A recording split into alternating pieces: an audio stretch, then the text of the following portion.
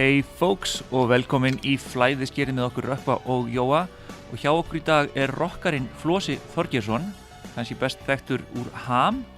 Hann líka sagnfræðingur og í dag hann leiðsögumaður, 1000 dvalasmiður ef maður má nota þá klesju í 1000. skipti.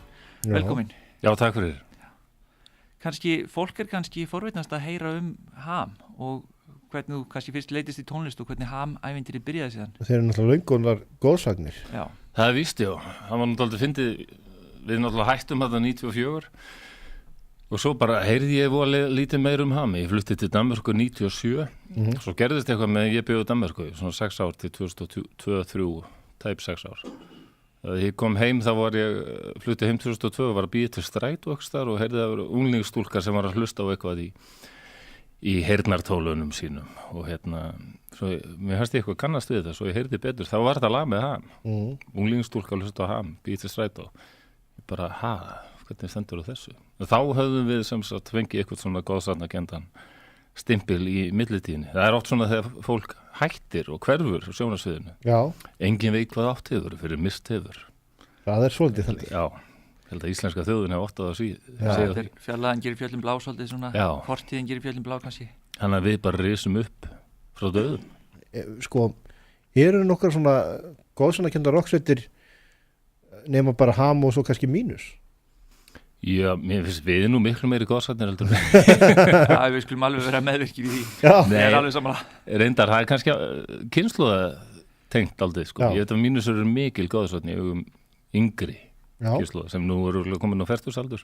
Já, líklega. En mér finnst mjög gaman á Ham-tónleikum, sko, það fólk á aldrinum 60 og alveg niður í, já þetta megi ekki, sko, undir 20. Þetta alltaf gaman? Já, þetta bara aldrei verið jafn skemmtilegt eins og núna, held ég, verður bara að segja. Það var alltaf, þetta með að slá í gegn og við fórum til útlanda, vorum eitthvað að reyna að koma okkur fyrir þar og svona pressa á okkur eitthvað en nú svo pressa ekki neitt, sko. Þeir einu sem setja pressu á okkur, það bara við. Þannig ætti að vera. Það náttúrulega svolítið gaman að segja frá því að eins og kannski margir vita að þá grínari í sveitin ykkar, tveir reyndar. Jú, já, mér finnst þeir allir alveg opbáslega fyndnir, sko. Já, reyndar. Ég líka, ég alveg rosalega fyndin, sko. Já, það sko, kannski þekktasti grínarinn auðvitað Sigurjón Kjartansson. Já, hann alveg. Sko hljómsveit sem að að spila svona þungarokk, svo allt í einu fyrir einn út í grínið, svo komið frá tónleikum, tekur fólk ykkur jafn alvarlega? Já, nei, það gerir það ekki, en það held ég Íslendingar skilji langt flestir, sko, að það mikil húmor í þessu bandi, í textunum og öllu, en útlendingar náðu þessu ekki alveg, sko. Já. Það tværi, sko, vinur minn sem hafði beðið spenntur eftir að sjá Ham og heyrt rosalega mikið og hann var þeirri smá vonbrigðum, sko, sagði bara að það var mjög gott rockband en það var svo augljóst að Íslendingarnir voru að skynja eitthvað sem ég náði ekki, sko. Já. Partybær svolítið svona parodíulag í rauninni, það svolítið svona Já, í raun, sko, ég menna það náttúrulega hafnir. Já, það grína einhverju partystemmingu út í augljós, með fullri virðingu fyrir höfnum þá bara það seint fengið á sig stimpil sem partybær, sko. Hvað var þetta lag til eftir að þið fóruð þangað og ætluðu eitthvað? Já, það það. Við fórum oft í bíltúrum Suðurnesin til að fá smá inspirasjón, sko. Sandgerði, Grindavík og svona, sko. Það voru virkilega staðir sem gaf okkur innspýtingu. Ég held ég var einu sinni í Sandgerði og það var að miðri nóttu og ég lendi á eina umferðljósinu sem þar. Já. Á rauðu. Að nóttu til. Þannig að það svolítið gafn á því, sko. Og þú beðist náttúrulega? Já. Lögliðinu Já. Og en svona, hvað var að segja, þið svolítið að pikka upp þá stemningu sem á svona kannski jaðrinum. Já, ég hef alltaf litið á Ham sem jaðar hljómsveit og ég held að við gerum það líka og alltaf séð okkur sem slíka, sko. Já. En það kom mér dálítið óvart þegar við verðum svona vel þekktir, sko. En Ham kannski líka tengist inn í vissu nostalgíu af því að ég sem sagt fyrst upplýði Ham bara við að sjá Sódóm Reykjavík myndina. Já. Og þá kemur Sigurjón Kjartansson alltaf svolítið sterkur inn. Já. Og svo náttúrulega seinna fær hann Jón Gnarr með sér og þá var Sigurjón sá sem var þekktur, Jón Gnarr var nýr. Já. Og það verður úr sér tvíhöfðu og síðan fóstbræður. Þannig minnst Ham svona einhvern veginn tengjast inn í alla þessa 10. tugar 90s sem sagt menningu Íslands. Jú, þessa svona popmenningu. Og það kannski svolítið það líka sem gerir Ham ennþá klassískari og það þessi svona nostalgía, svona fortíðarþrá tengd við ham. Jú, það alveg rétt sko. Og Sigurjón kemur nú jafnan alltaf sterkur inn hvar sem hann kemur sko. Já, algjörlega. Og hljómsveitin náttúrulega voðalega mikið stofnuð í kringum hans lagasmíðar. Það hefur alltaf verið alveg hortsteitin í þessu sko. Já, og nú kemur kannski svona klísukendar spurning dagsins. Það hafið eitthvað fyrirmynd?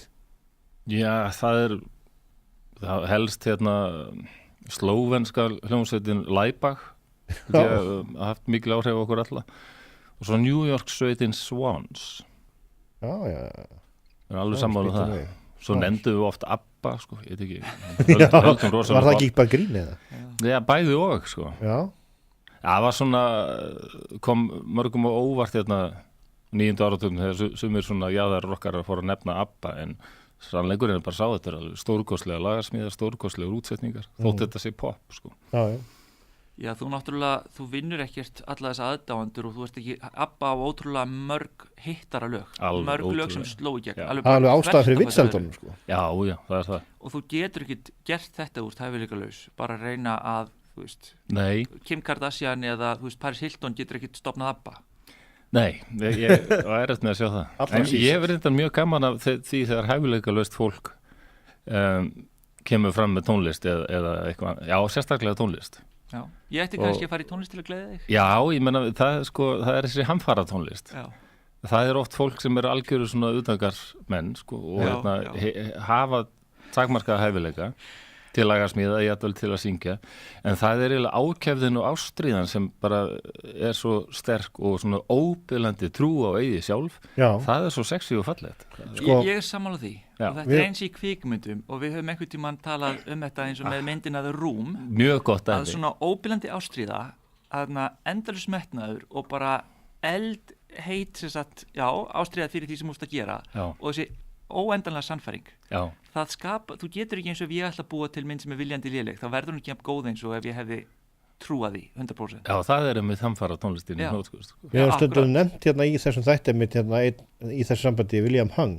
Já, einmitt. Hann er gott dæmi þetta. Já. Og sko, hann auðvitað sigraði ekki keppnina úti. Nei. En hann sigraði heiminn.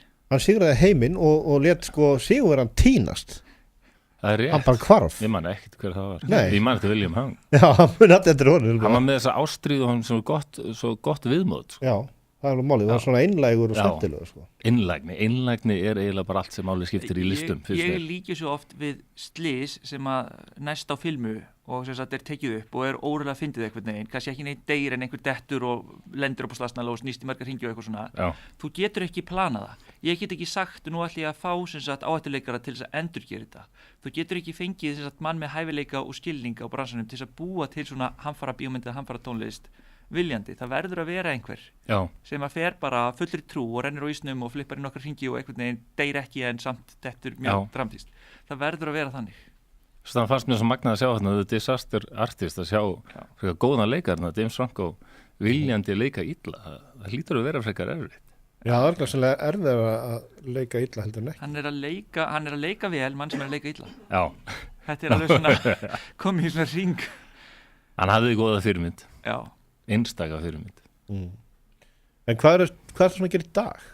Já, eins og Rakkur sagði, vinna sem leiðsögumaður og Já, ég er svona lært hverjum degi næri sína þjáningu einhvern veginn. Ég er bara alltaf að býða til því að drepast einhvern veginn. Það bara vill ekki gerast, þannig ég verði einhvern veginn að eyða tímanum. Það er tilhjómsins að býða eftir því þú munt ekki upplifa döðaðinn. Já, er það ekki? Ég er náttúrulega trúlaus. Þú kannski nei. Heldur þú fáir svona fara til himn og sjáu þig döðan og svona hóra, svona var þetta. Ef ég fæ eitthvað svona, ef ég myndi fá eitthvað sjúkdóm sem tekið langa tíma, þá hefði svona langan döðdaga sem mér finnst nú frekar ákjósanlegri, þetta sé kaldranlegt að segja þetta. Heldur en bara síðasta sem ég séð bara vörubíl og bara, nei, en ég á eftir að hringi og allt er búið, bara 1, 2 og 3. Þannig ég búin að vera að rífast við eitthvað nákominn og þetta er nú að hringi en sýstu mín, ég var full hryssingslegur, svo bara bip, allt búið. Já, þetta er kannski sem munurinn á að vinna út svona uppsangafrestinni eða bara að vera rekin á staðnum og láta þér fá kassa með eigum þínum og eitthvað svona. Já. Skemmtileg samlíking. En að því þú ert nú að svona gæta eða leiðsegja eins og við segjum á íslensku er það svona einhver svona túristahópur sem stendur upp úr er svona túristar frá einhverju einu landi skemmtilegri en aðrir eða einhver svona óskaplega leiðilegir túristar? Já, við megum ekki að segja en túristar séu leiðilegir þá. Nei, það líklega ekki okkur í hag sko. en það nú svo sem hægt að viðurkenna að oft fólk frá menningarsvæðum sem mjög fjarlæg okkur, það oft maður verður alltaf hissa og ég held að þau séu oft mjög hissa á okkur sko. Já, það erfiðar að ná til einhverja sem eru frá fjarri Austurlöndum heldur en það húmórnir öðruvísi, þú veist ekki alveg hvernig þú átt að ná til þeirra sko. Þannig að ég nú frekar kaltæðin svona alltaf sko og bara alveg sérlega kaltæðin stundum byrja á því að ég sé ekkert fyndin og ég sé rosalega þunglindur og þetta verði ekki dvoðalega skemmtileg ferð fyrir ykkur og Bretar og Bandaríkjamenn skellir hlægja því sko. þeir heyra það strax að þetta bara eitthvað kaltæðin gaur komin sko. en frekar kannski Kínverjar bara skilja þetta ekki sko. og Þjóðverjar náttúrulega bara alls ekki sko. Já, úr dræfirgætt og halda bara keyri fyrir maður kletti með þá sko. Já, þeir halda ég sem meina þetta sko. Þjóðverjar verði skelvingu losni sko. Oh my god, það bara við erum með veikan mann hérna sem að leysa syngi með 112 eitthvað láttu sækina leysum hann en skemmtilegustu þeir sem bara spyrja og áhuga samir finnst mér bara sama hvaðan þeir koma Indverjar eru mjög oft, finnst mér, mjög skemmtilegir en mjög sérstaklega með Indverjar þeir eru alltaf að spyrja ok, hvað verðum við lengi hér og hvað langt í næsta stað mér finnst þeir alltaf að vera að spyrja þessu alltaf tímabundir? Já, mér finnst þeir eitthvað Japanir verið því sko þeir eru alltaf svona líka þeir eru bara rosalega spjallarar nefnilega og hressir svona Indverjar? Já, ég get oft verið það sko þeir duglegir að koma með ábendingar finnst mér þeir hafa nú ekki gott orðað sér verið að segja, en ég hef svo sem aldrei lent í neina tellendi erfiðleikum með Indverja Nei, það sem að getur verið við Indverja að þeir eru mjög oft þessi skemmtilegir, þeir eru spjallarar og svona, þeir eru mjög lifandi og þeir fatta oft húmórinn, þó þeir séu frá ólíka menningarsvæði en máli með Indverja að eins og fyrirrandi tengdamamma og þess að gift Indverja fyrirrandi tengdapabbi minn Indverji og þegar fjölskylda hans kom í heimsókn þá þetta náttúrulega fólk sem efristéttir Indverjar og þau eru með þjóna heima hjá sér þannig að þau henda bara fötum á gólfið og bara búast við að þau séu bara hrein upp á snaga næst þannig að oft þú fær kannski indverska ferðamenn þá þetta hástýttafólk sem vant að vera með þjóna að snúist í kringu sig þannig að þau eru oft koma svolítið þannig fram eins og allt snúist þau og þau geti bara, þú veist, fengi alla þjónustu og stundum halda þau að til dæmis bílstjórinn sé bara eitthvað svona sem að þú smetla fingrunum skilur og náði dótið mitt og sæktu það og þeir eru bara, ég er bílstjóri Já, ég sé þetta gerast Ég er ekki enga þjótt Við grunnaðum með þetta geta verið málið Já Ég er nefnilega, maður velti svona fyrir sig sko þegar maður horfir á alla þessa túrista og alla þessa rútur hvað ætli séu margir leiðsögumenn á Íslandi? Þeir eru þessi margir Það er góð spurning sko Þeir eru mjög margir orðnir Já Ég er stundum dálítið reiður út í mína þjóð hvað var það ferðamanna iðnaðinn og okkur leiðsögumenn sko ég ólst upp við það að fiskur var aðalmálið og sjómenn, sko, mamma úr sjávarplássi og bara sjómenn má það bera takmarkalösa virðingu yfir þeim og en núna ferðamanna iðnaðurinn aðalmálið, hvað þetta? 500 milljarðar sem við erum að draga inn í þjóðarbúðu hverju ári Það einhver ótrúlega upphæðir Já, og rúturnar hafa tekið við að togurunum en það fólk að steita nefanum að okkur og bölva okkur þegar við kemum í bænum og arskotasrútur og við erum að fá meiri virðingu Já bara eins og sjómenn áður fyrir. Það var ekki langt síðan ég var á landi og kerði frá skilti það stóð á ensku ekki gefa hestunum. Já. Það fannst mér alveg nýtt. Já. Þess að þetta er aldrei þurft að vera áður. Nei, það einn gaur búin að leysa þetta milli Gullfoss og Geysis. Já. Þá hefur hann bara svona, þú getur keypt fóður, sett peninga í eitthvað kassa þarna og þá eru hann bara með lötustu hestana sem ekki góði reiðhestar, hann er samáttir verði feitir og latir og eitthvað og þá koma bara túristarnir og klappa þeim og gefa þeim að borða sko. Já, það er frábær staður hestarnir alveg standa sig svo vel Svo keppnishestarnir bara eitthvað annar staðar Já, það er sem málið Þetta heitir að leysa vandamálin sko. Já, þetta er mjög gott Hugsi lausnum en ekki í nöldri Já, svona lítil dós með fæði sem kostar 200 kall Já, bæði að losna við vandamálið, skilur við og græða því Já. Það er þetta snild Já, ég held að þessi ferðamenn innar svona losast aldrei hugkvæmni landans í mörgu leiti sko. Já, ég hef til og með búin að sjá á YouTube, ég rakst nú bara að það fyrir tilhjörn en svo fór ég skoða það fjöldi myndbanda þar sem vera útlendingar hafa keypt sko hákall og brennivín og að skora hvern á annan að taka sopa og fá sér hákall og ég sé fyrir mér að þannig getur verið góð viðskiptaumd að selja svona pakka Já, við ættum að vera með keppni Shark Challenge Já, ég oft hugsa að við ættum að vera með keppni í ykkur öðru fótboltalandsliðið er fínt sko en hákall áti dæmi að fréttum strákar sem var að kasta snjóbolt í strætó og strætóbílstjórinn náðu þeim Við ættum náttúrulega að hafa keppni í þessu sko Já, það verður svolítið snið Já, Að kasta snjóbolt með Já, það getur verið svolítið hættulegt. Nei, já, bara, og keppnið því hvað komaður mörgur snjóboltum í strætóin og hvað strætóbílstjórinn fljótur út sko að ná þeim og taka tíman og... Það mætti þá ekki vera strætó sem í keyrslu heldur bara að þetta væri sett upp. Já, þetta er sett upp sko og svo verið að vera take keppni. Núna unga fólki veit ekki hvað take er. Já, greip aftan í bíla og lét sér renna með þeim sko. Ég var að tala við unglingum daginn, hann bara kom að fjöllum, hvað er þetta take? Aldrei heilt á þetta minnst. Já, ég nú lendi því að maður segir yrkið og einhver unglingar bara, hvað er það? Hvað er gamla, var það svona sími sem þú sneri svona á hjóli? Já. Nei, það var spjalldót á internetinu. Já, þetta er svo einn stelpa sífrétta sem að tók upp geisladisk og hún náttúrulega bara yngri kynslónu vissi ekkert hvað þetta var, hún sagði að þetta var skrítið speil að þau voru hóla á hann. Hvernig, mér langar svolítið að vita hvernig þið datt í huga verða svona rockari til að vera með? Það var ég var alveg heillaður af því bara frá því ég var smákrakki sko. Það var eitthvað ég var farin það var mandól, hvað heitir það, Balalaika sem var mjög flott í laginu, svona þríhyrningslaga og ég var að pósa með hana bara þegar ég var 7 ára eða eitthvað þau eru fram að speilin Ég hef aldrei vitað hvað Balalaika er en þetta orð kemur fyrir í The Wind of Change með Scorpions þannig að það er sem sagt þríhyrnt hljóðfæri eitthvað Já, akkurat Let your Balalaika sing what my guitar wants to say Já, ok, og svo kemur gítarsóló Það sér svona rússneskt hljóðfæri sko. Já bara með 3 strengi og mjög flott sko. En ég var svona maður er svona fyrst heilluður að kannski þessum pósum sko. En svo bara þegar ég heyrði líka Chuck Berry fyrst á einhvern veginn að snerti einhvern streng sko, sem ennþá titrar Þú ert náttúrulega bassaleikari Já, ég spila bæði á bassagítar sko. Og er nokkuð jafn vígur bara En er eitthvað fleiri hljóðfæri sem að Ég hef reyndar lært á klarinett og því miður ekki haldið því við en ég hef alltaf mér langaði að prófa að læra okkar blásturshljóðfæri alltaf verið aldrei hrifin af þeim þetta nota lungun svona, það finnst mér alveg mjög magnað og oft alveg heillaður af blásturshljóðfærum sko. Hvernig mann geta spilað á þau sko. Þannig að það er svona eitthvað sem að þú getur hugsað að gera meira af framtíðinni Hvernig fólk getur spilað á þau svona. Já og maður passar segi ekki alltaf menn sko. Það er ekki mikið klarinett í ham eða?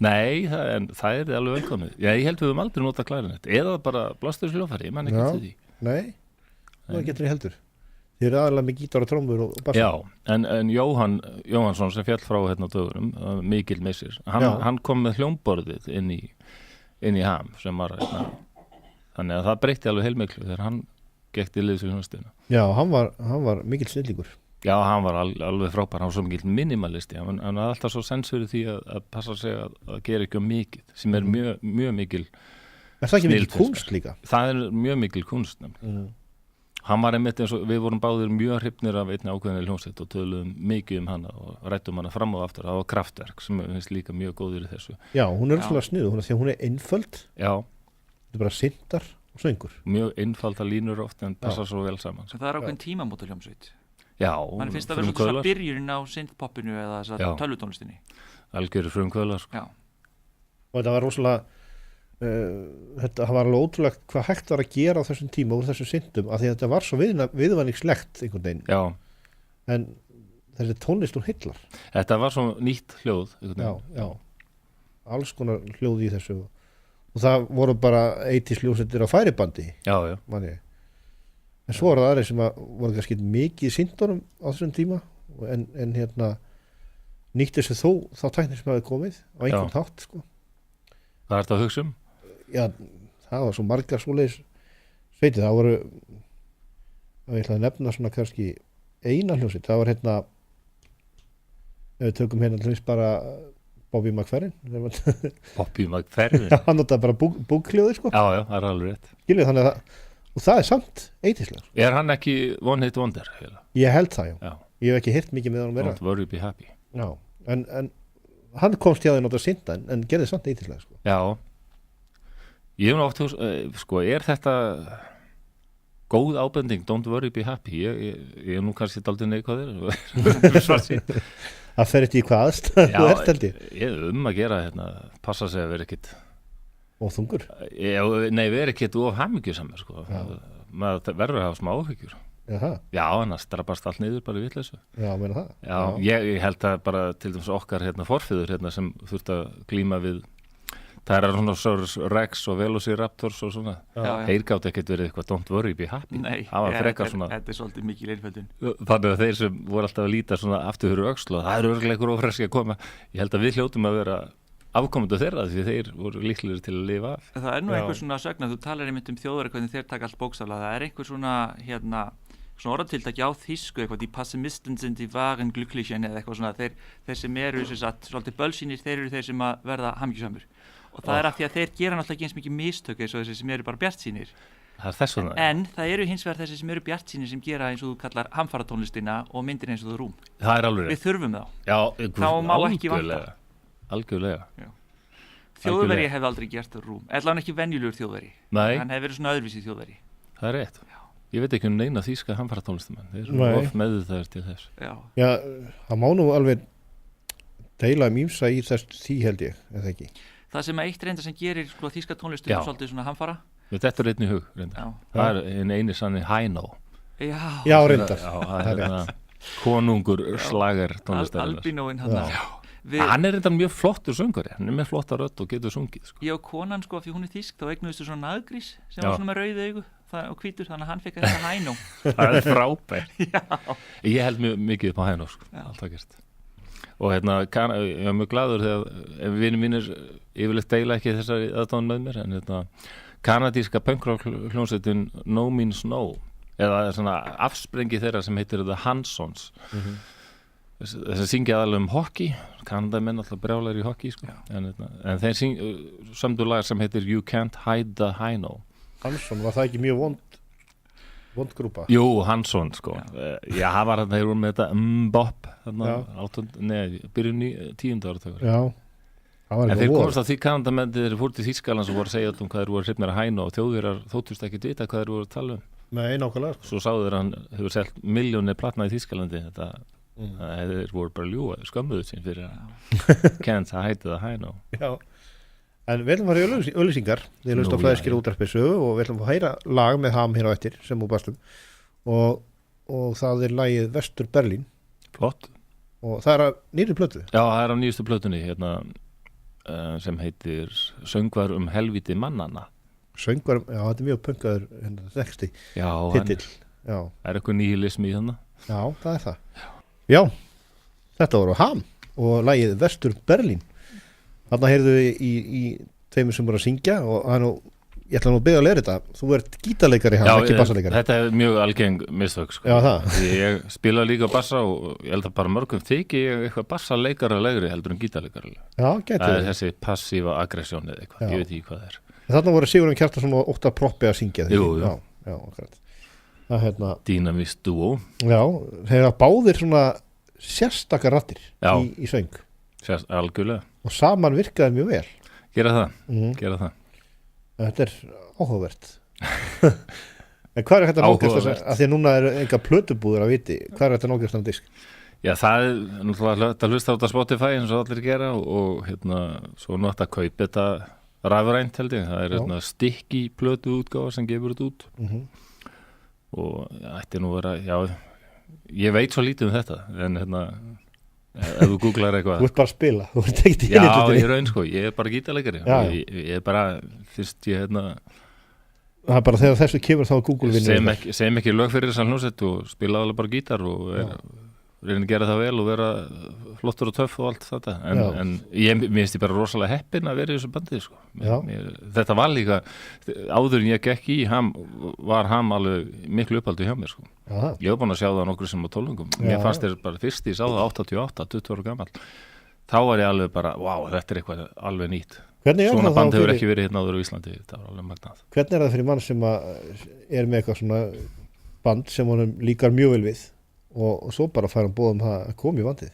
mjög skemmtilegt, komið aldrei óvart og var líka aldrei svona stressandi, ég er svona oft verið aldrei svona feimin og óframfærin og svona vantað svona sjálfsöryggi að ég er örugglega ekki nógu góð ég var alltaf þannig, ég er örugglega ekki nógu góður í þetta og nei, ég mun ekki valda þessu og allar svona neikvæður rættir, þær voru mjög sterkar mitt á 30-aldri og úlingsaldri sagði þetta líka Hver? Björn Thoroddsen og hann er talinn bara einhver mesti gítarsnillingur Íslands Já, sagði hann þetta? Já, það var hjá okkur hérna, hann sagði nákvæmlega sama Já, það er mjög mikilvægt að bara einmitt að kannski ágætt að hafa þessar rættir sko, en maður þarf endilega að sko, þakka í þeim, þakka neyri í þeim eða deila við þegar maður þarf að gera hlutina þá þarf maður að þakka neyri í þeim já. En núna er þetta, ég er að verða 50 ára núna bara eftir 2 daga og ég bara maður getur ekki verið svona þegar maður komin svona hátaldur þá bara, það er aldrei þægilegt það eldast, þá bara minnkar þetta svo mikið, maður er alveg sama bara ég er að semja músík núna og að spila með vinnum mínum sko, bara mín eigin lög og mér er alveg sama hvað öðrum finnst þetta. Já, en maður heyri það að Nei, það er enda lígi, ok, auðvitað er manni aldrei alveg sama. Nei, maður mildast með aldrinum. Hlutirnir er ekki svo mikið drama þegar maður verður eldri. Það er meira bara tekur sem jafnaði geði. En númer 1 er að gera þetta aldrei fyrir sjálfan sig, sko.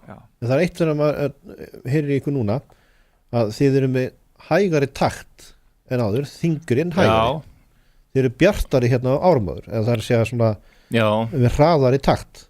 Sko, Sigurjón sagði einhvern tímann að við værum vel fyrst núna færir að spila dálítið þessa tónlist sko, að þetta væri alveg svona gömlu kalla með skegg tónlist sko. Nú er það? Já, mér finnst hljómsveitin aldrei að vera betri og það var alltaf eitthvað svona spenna eins og í ungu mönnum sko á milli okkar og rifist og svona og alltaf eitthvað. Tónsmíðarnir auðvitað slípaðri.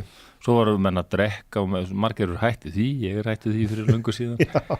En nú erum við bara miðaldara menn og njótu þess bara að vera fjölskyldu kallar. Já, njótu þess bara að gera eitthvað skemmtilegt. Sigurjón býr í sama hverf og ég og er með börn í sama skóli og ég get vottað það að hann er fjölskyldu kall, hann er alltaf út að labba með lítinn svona krútlan hund hann sé fyrir sér döðrakkar og svo er hann með einhvern lítinn svona Já, með skottan sem byrjar á því litlar aðgreiðslu rótti svona einhvers staðar í snjónum Já, hann þarf að labba meira skutla krakkanum í skólan og hann passa sig að bumbunni sko, að fara út að labba Það er mjög gott, en það er góð hreyfing í rockinu Já, það er það nýttar.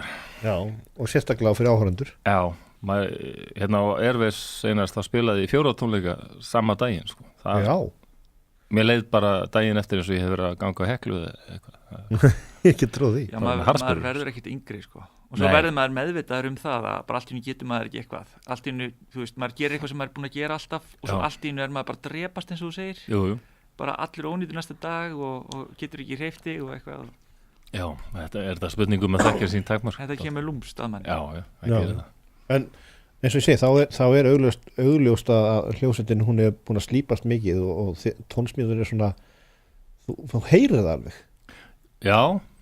Heyrir það alveg. Jú, það er rétt, já, algjörlega. Það var bara miðað við Partybæ sem var mjög stórkostlega lag. Já. Og miðað svo við þetta, það heyrir bara að þetta er mjög slípara en það. Já, ég er mjög ánægður með þetta nýja efni sem við höfum verið að gera og þá nýja meina ég líka það sem var á Svikarmur og Dauði sem kom út 2011 ég er mjög sáttuð við þetta. Já. Gaman að spila þetta líka. En þú voru að segja okkur hvernig þið tóku því nú þegar að Óta var nú ráðherra, það komið ráðherra í hljómsveitina segja okkur aðeins frá því. Mér fannst ekkert cool að vera með ráðherra í hljómsveitina það er bara mörgum fannst það rosalega svalt og það er eitt leiðsögumaður sem ég þekki sem var mjög fúll þegar Óttar var ekki lengur ráðherra því hann spilaði oft sko hann fyrir rútuna alla og sagði þetta er heilbrigðisráðherra Íslands sem er að syngja vakti rosalega athygli og nú getur hann ekki sagt þetta lengur. Nei. Við óanaði með það. Það var kannski ekki að sínt líka þýsku túristunum Jón Gnarr að leika Dr. Frölich og sagt þetta er borgarstjórinn skilur Já. Það er eitthvað svona Já, ef maður fer að hugsa út í það Þetta finnst útlendingum, finnst þetta náttúrulega mjög magnað. Já, ef maður fer að hugsa þess út í aðeins svona aftur í tíman að grínisti borgarstjóri sko og tók borgarstjóri gríni bara alla leið og svo allt í einu er þungar okkar í heilbrigðisráðherra. Já. Þetta er ótrúlega magnað. Ég veit ekki, þetta lítur að vera eitthvað svona sér íslenskt, við erum náttúrulega svo fá. Svarsnegar var nú fylkistjóri. Jú, það er rétt. Við skulum ekki tala vitleysingi sem er forseti í Bandaríkjunum. Og Ronald Reagan er forseti einu sinni. Já, hann var kúrikamyndaleikari eitthvað, Ronald Reagan. Já. Þannig að þetta þekkist, en þetta er svolítið einstakt hérna að því að maður sér ekki fyrir sér sko heilbrigðisráðherra í gulum gummihönskum og svoleiðis. En fólk er að vasast í svo mörgu hérna. Já, það er það. Við erum mjög fjörlæg sko. Ég er leiðsumæður, rocktónlistamæður, sagnfræðimenntaður, ég er líka sjúkralega menntaður, með liftarapróf, maður er að gera svona ýmislegt. Já, þú ert sjúkralega menntaður, hefur eitthvað starfað við það? Já, ég læriði það í Danmörku, starfaði við það þar og svo líka þegar ég flutti heim. Hérna. Ég enda alltaf á geðdeildum, kannski átti ég best heima þar. Sem starfsmaður þá? Já, sem starfsmaður. starfsmaður. Það er sko að taka það fram. Já. En mér langar svolítið að fara í nostalgíuna. Já, bara þinn þáttur, þú stjórnar. Þú ert komin í ham þegar að Sódóma Reykjavík gerir það ekki? Jú. Þú leikur í Sódóma Reykjavík? Já, ég er titlaður held ég á IMDb sem gítarleikari. Já. Leikur gítarleikari. Það, ég man rétt sko, Óskar bara, náttúrulega Sigurjón gerði tónlistina og Óskar vildi til að hafa, hann fekk einhverja svona upplifum á tónleikum með ham, sko, vildi hafa eitthvað svona atriði, mjög eftirminnilegt atriði myndinni, sko. Mjög, alltaf stórkostlegt þegar Sigurjón kemur að það er ennþá að spila á gítarinn og er að rífast þarna. Já, mér finnst að bæta við myndina að hafa alvöru band frá þessu tímabili að spila í myndinni. Þá var aðeins skipt út, sko, Óttar er í bandinu, Sigurjón, ég spilaði þarna gítar bara eins og vanur. Björn lék trommuleikaran, Björn Blöndal bassaleikari, hann lék trommuleikaran og bassaleikaran lék Ari Matthíasson sem núna er þjóðleikhússtjóri. Já. Ari, var hann í þessari hlut? Já. Það er svolítið magnað. Hljómsveitin Helja hét hún. Já, var sem veit ekki, sko. Það leynast svona, hvað var að segja, hæfileikar út allt. Já, það er að gera bara leiða þeim að flæða.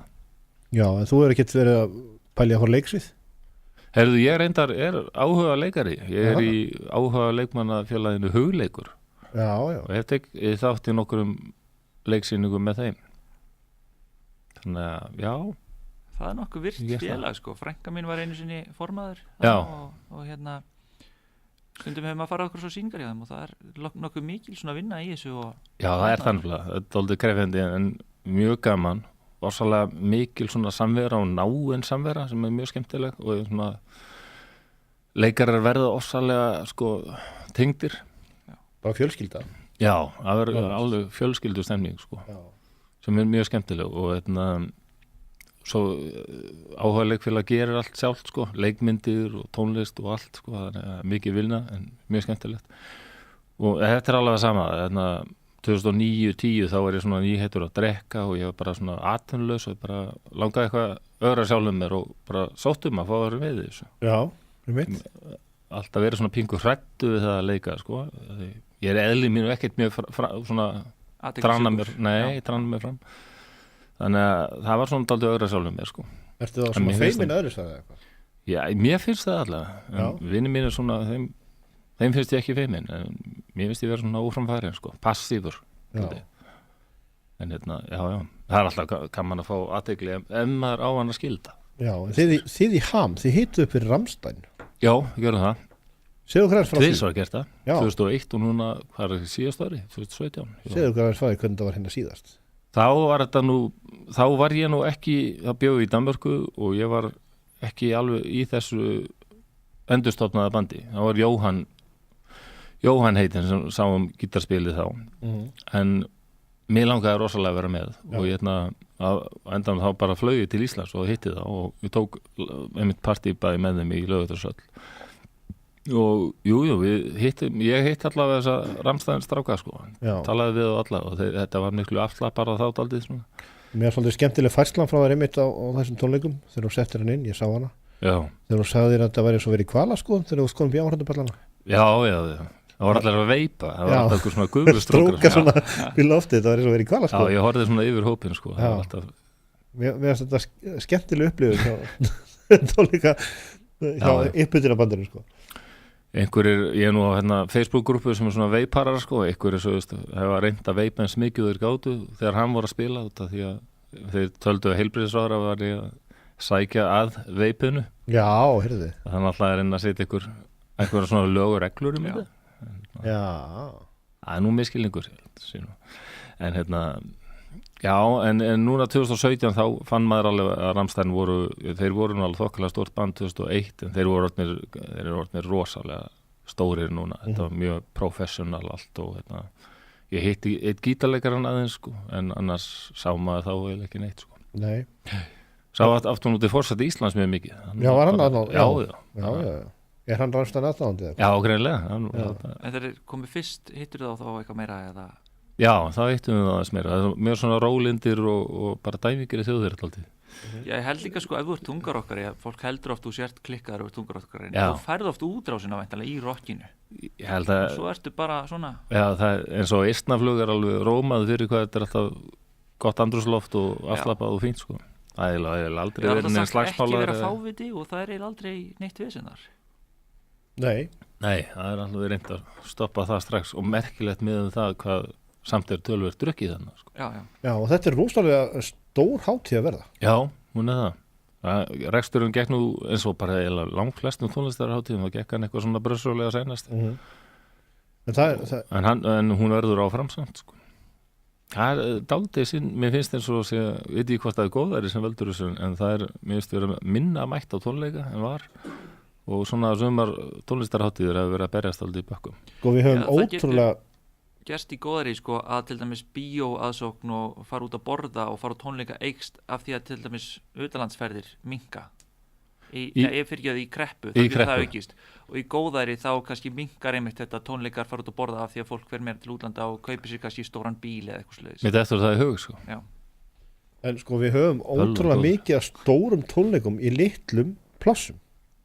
Já. Við höfum sko Eyjar, þú veistum Vestlandshelgi, við höfum Ísafjörð, Ísafjörð, Fiskidaginn á Dalvík, það rétt, og við höfum Eistnaflugið, og þetta allt svona risastóra Airways, það þetta hérna í Reykjavík það ekki? Já, ekki alltaf eitthvað húlumhæg, ekki írskir dagar og Akranes? Jú, svo írskir dagar, við erum óð hvað þetta varðar. Já, þetta Já, en það hefur líka eitthvað við það að fara, frekar að fara á tónleik í bænum, að fara svona ferð allir félagarnir á Ísafjörð eða eitthvað.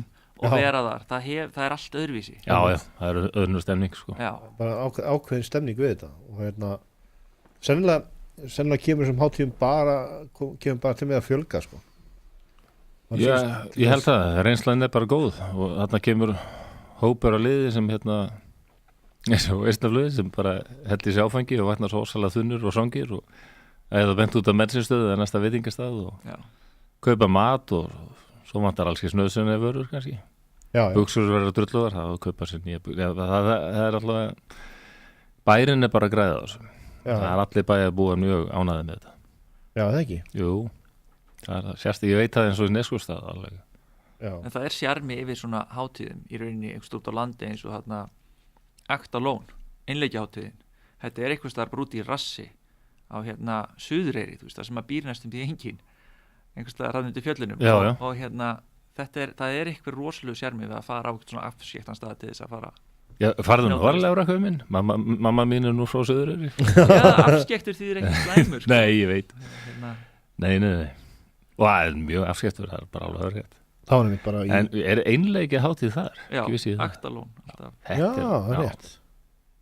Það rétt. Ég skilji bara ekki okkur þetta kom ekki fyrr sko. Eitthvað svona. Þetta, ég bjó á Húsavík í tíma, mér finnst alltaf Húsavík vanta eitthvað svona. Já. Eitthvað svona hátíð. Já, það skemmtilegu bæur og fallegum stað og Hvalhátíð. Já. Því ekki það. Akkurat. Því það er svona hátíð alls staðar, humarhátíð og góslokahátíð og danskir og írskir og franskir, þú veist. Já. Dagar. Já, það eitthvað reynt að vera með einhverja sænska daga á Húsavík, þetta segir, heldur sig í landnámu eða Íslendingabók að hann Garðar, ekki hvers svona var þetta. Sem að kalla þetta Garðarshólma. Já, akkurat. Já, það sem að hann bæði með mikilmennsku brjáli og lítillækka landið, sko, upphefur sjálfan svo lítillækka landið, sko, hann á þetta en þetta hólmi. Garðarshólmi. Þetta ekki svona eyja, þetta hólmi. Hann á að hafa, sko, haft vetursetu þarna í Húsavík. Já. En fyrsti maðurinn sem kom þarna var líklega Sví. Já, einmitt. En svona fyrir utan tónlistina og leiklist, hvað svona áhugamál hefur? Það Flossi, tónlist og leiklist. Hver Flossi? Já, tónlist mjög mikið, en ég horfi mikið á bíómyndir sem var sætti. Já. Og ég reyndar alltaf lesið mjög mikið, bæði bækunum fræðilega efni, sögur, vísindaskálsögur, horror, mjög hrifin af því, hryllingsmyndir, vísindaskálsögur. Ég fann að lesa miklu minna og það var ekki bara að vera en daginn sem ég sagði þetta við bróðum minni, það ágjörði þessu, ég skil ekki hvað ég les mikið og hann sagði bara, það út af þessu sjónið niður og ég bara ekki átt að með því, ég þarf að fá mér almennilega lesgleru. Það líklega málið sko. Þegar ég hef engin góð gleru sem ég get lesið með og ef ég að lesa bara með augunum þá svo nærsýtna ég þarf að hafa bókina bara svo nálægt mér. Þetta bara svona eldast að 1 og 1 fer. Það nú langar mér mjög í góðu lesleru. Það bara að fara á næstu bensinstöðli. Það, já, ég reyndi það reyndar. Ég þarf eitthvað Það fara eitthvað aðeins lengur það? Já, það svona tækjadellan kannski. Þetta svona, ég man að ég var í taekwondo þegar ég var unglingur og liðleikin hélst alveg upp á svona 20 og eitthvað þá gæti ég alveg sparkað sömu spörkin, það var ekki að æfa. Og svo prófaði ég ekkert mann eldri og þá bara, drapið mér næstum því sleit allt og svo kemur svona 1 og 1. Ég man svona fyrsta samt sem ég hugsaði, nú ég að vera gamall, að það var þegar ég var að horfa á eftir öllum flottu gellunum á göttunum og þeir eru alltaf að íta barnavagnu undan sér. Það var svona fyrst að bara, heyrðu, ég að vera gaman. Þetta er fyrir 20 árum eða eitthvað, Já. En, já. Ef maður eldist 1 dag á dag, það er bara starrið. Það þýðir ekki, þetta er óhagganleg starrið. Ef það er eitthvað sem er óhagganleg starrið í lífinu, það var það að maður deyr. Það er ágætt að hafa það í huga.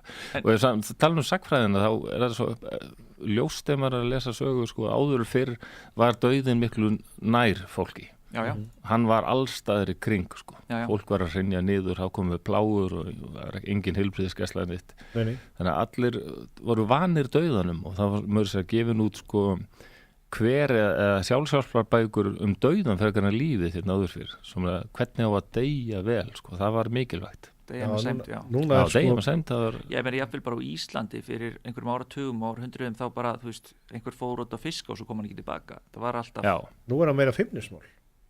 Já, hann verður meira tabú og svona eitthvað sem fólk vildi ekki alveg ræða, Dauði og ofbeldi í raun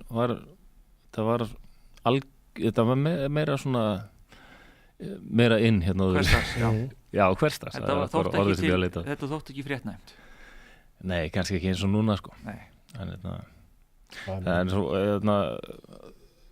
ránið hérna í Vestmannaeyjum, þá er þar prestur sem gengur eiginlega, hann bara fremur eiginlega sjálfsbæl, hann gengur bara gegn Tyrkjunum, og ógnar þeim og þeir náttúrulega hótaði reka hann í gegn, og hann sýnir engan ótta og þeir reka hann í gegn og það kann að virka furðulega, okkur gerði maður þetta, en þarna sá hann bara tækifæri á frábærum dauðdaga sem kristinn maður, drepinn af heiðingjunum.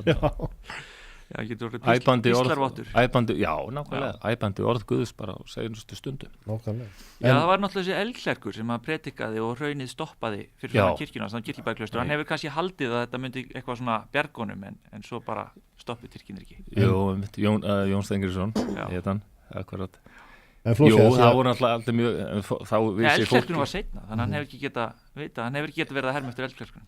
Jú, nei, hann var seinna, það er rétt. 1783 þetta var 1627 í Vestmannaeyjum. En Jón Stengriðsson, hann gat náttúrulega ekki vitað að hraunið var ekkit það hættulegasta við þetta magnaða eldgos. Mér finnst reyndar að móðuharðindir mætti alveg gera þeim herrundir höfði í sögukennslu og reyna að gera þetta alveg lifandi. Þetta er svoleiðis, þvílíkar náttúruhamfarir. Ég velti þessu fyrir mér, ef þetta gerist í dag, þar sem við höfum flugvélar og skip og eitthvað svona, myndum maður bara fara með fullt af Íslendingum eitthvað. Hver myndi vilja fá okkur? Noregur kannski? Já, það er spurning, Við værum kannski að mörgu litið betur í stakk búin til að takast á þetta, en þetta er samt erfitt. Þetta er neyðar ástand. Já, nákvæmlega. Þú getur ekkert búið þarna á staðnum sem svona gerist á. Þetta er 120-130 miljón tonn af koldíoxíð sem bara fara þarna út í andrúmsloftið. Flúori og viðbjóði og eitrari ösku og eitthvað svona. Þetta er þvílíkt, og þegar maður keyrir í gegnum eldhraun, maður bara löngu áður maður kemur Kirkjubæjarklaustri, þá byrjar eldhraun og svo maður komið framhjá og kemur þarna Orrustuhól, þá kemur maður Brunahraun sem kemur úr sömu eldstöð. Við þáttum að vera að segja túristum þetta, hérna byrjar þetta, svo þegar hún komið framhjá Orrustuhól löngu seinna, við erum ennþá til sama hraunið. Já, ég segi stundum túristum þetta, þegar við keyrum þarna á leiðinni í Þrastalund og Kerið. Það eru svona sumarbústaður í hornina sem að maður sér hvernig steinarnir hafa rúlað niður. Og ég segi, þetta er svolítið íslenska hugarfarið. Hvað getur gerst? Byggjum sumarbústaður sem steinarnir er alltaf búin að rúla niður. Og þetta er bara svolítið að búa hérna. Þetta er náttúruhamfara land og við erum bara, hvað getur gerst? Í Vestmannaeyjum það var til ný eyja hérna við hliðina á okkur, Surtsey, merkilegt. Pæla ekkert í því, geti kannski komið eldgos að það er hérna gígur hérna við hliðina á þorpinu og geti þetta kannski gerst aftur. Svo bara 10 árum seinna, nei, merkilegt, það kom eldgos hér líka. Ég bendi ofta á hana bústað líka. Þetta er með þessi blanda af áræðinni og kjarki og hreinrættari flónsku jætvel. Fíldirsku. Hamfara hugarfari, eins og við kalluðum það réttilega. Já, þú verður bara að lifa. Þetta verður svona nýtt svona mím eins og það er kallað hamfara hugarfar. Þetta er svona nýyrði. Þetta verður nýyrði 2018 eins og Epalhomi var 2017. Hamfara hugarfar. Já, nákvæmlega sko. En strákar. Tím búinn. Já, af því að þú varst nú að leika í Sódómu. Já. Þá ætlum við enda á laginu Sódóma með Sálinni. Sálin, á gott band. Já, en við ætlum að kveðja í dag. Flósi Þorgers, takk kærlega fyrir komuna hér í dag og Rökkvi. Já, takk fyrir. Já, og í næstu viku verður Bjarni í staðin fyrir mig, Bjarni Gautur. Þannig að við bara heyrjumst í næstu viku. Flæðskjöröndarnið, Jóhann Kristján heiti ég og Rökkvi Vistri sem var með hérna með mér. Verið sæl.